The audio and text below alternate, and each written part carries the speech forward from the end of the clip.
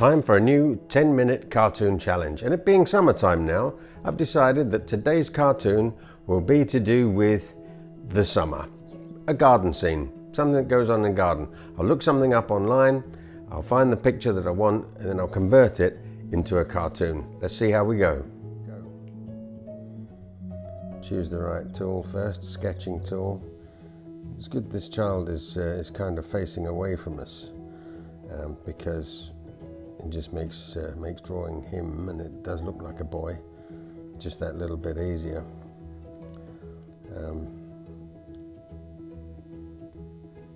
He's got his little arm coming down like that.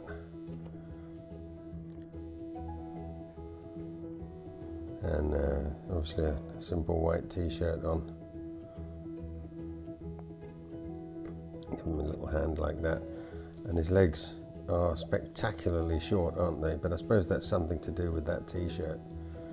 It's probably, well, it's obviously outside his clothing, so here we are, and his little shoes. He's only got little feet there. Yeah, I suppose we're getting the proportions just about right. He looks like he's doing something, but what we've got to do is we've got to try and involve him, get him doing something.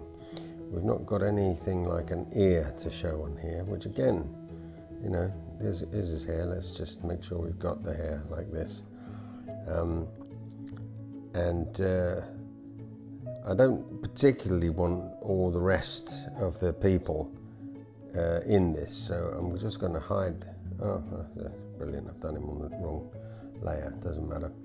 And I want to rub out that that image so that I can't, so I don't have to refer to it anymore. There we go.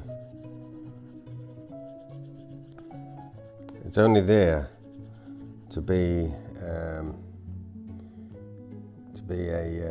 sort of an inspiration, but we've got a little lad here, and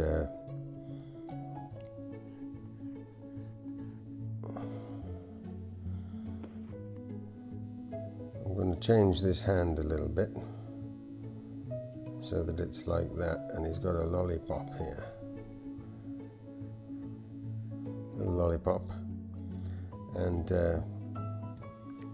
I'm going to create a dog. Let's see if we can get a decent little dog here. And when you draw dogs, they have this sort of ready-made aspect about them that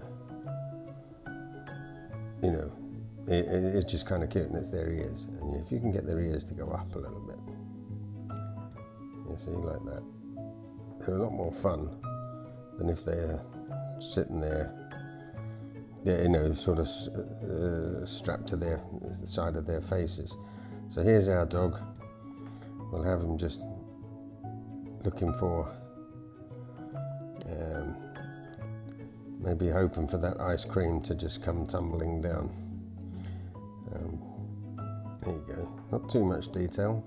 Again, you know, as is always with these little challenges, we don't have a long time to work with, and we didn't finish the last one, so I'm just going to try and get this dog to put his hand up as if in the hope that he's going to get something. That's not a particularly good doggy hand. That's a bit better. Yeah, like that, and we'll have his tail, but we'll have it having a good wag like that. And we want his tongue hanging out the side like this. So, and you know, again, anthropomorphizing animals, never a difficult thing to do, is it? But so I want to try and centralize all this a bit now, so that it, yeah, there you go, it's in the center now. Don't worry about any of the other pencil marks on the page, they don't really count for much, it doesn't matter. They won't be there by the time we've finished. And we're almost at the halfway point. Now, that dog's leg isn't good enough. So we have to adjust it, and I think that adjustment will do just fine. So now let's go to ink.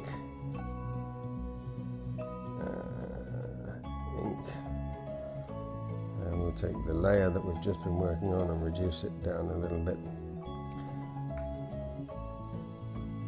onto the ink.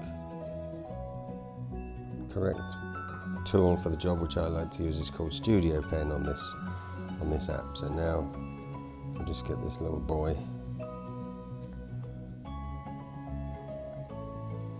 in this way.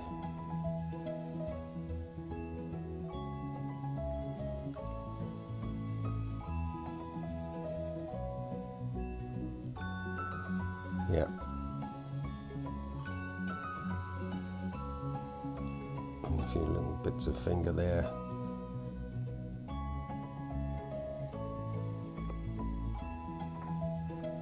Yeah. Now we've got him now in such a way that he's kind of offering the lolly to the dog.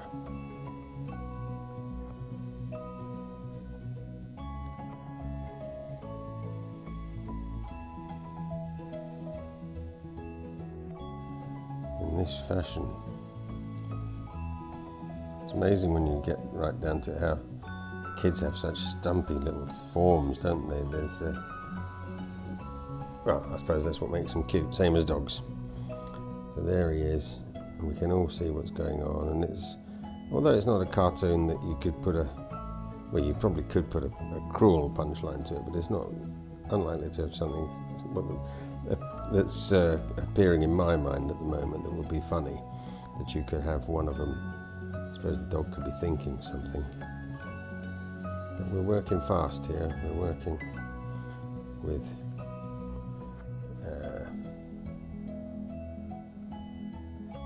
speed and as much accuracy as we can muster at this kind of speed. So there you go, little dog, legs that bend in the wrong direction. The back ones anyway, front ones, there you go. We're not going into the wonders of dew claws or anything like that today. That's for another day.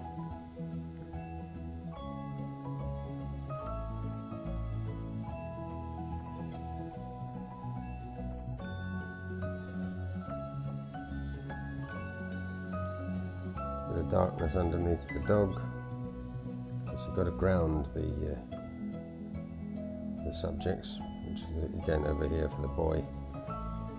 We've grounded him.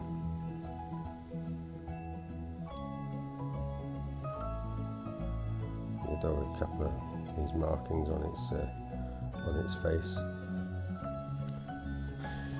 Now, we've done a bit better than I expected this time. We've got a bit of time to spare, so I'm just going to add on a few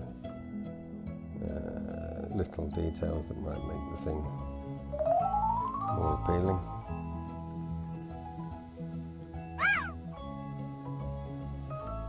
In this way, maybe a shadow on that leg.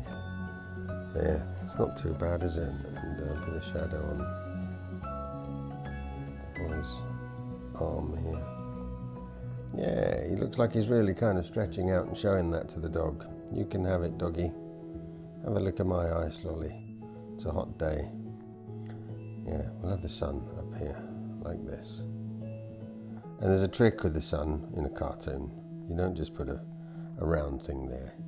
You give it these kind of pretend shimmers all the way around it.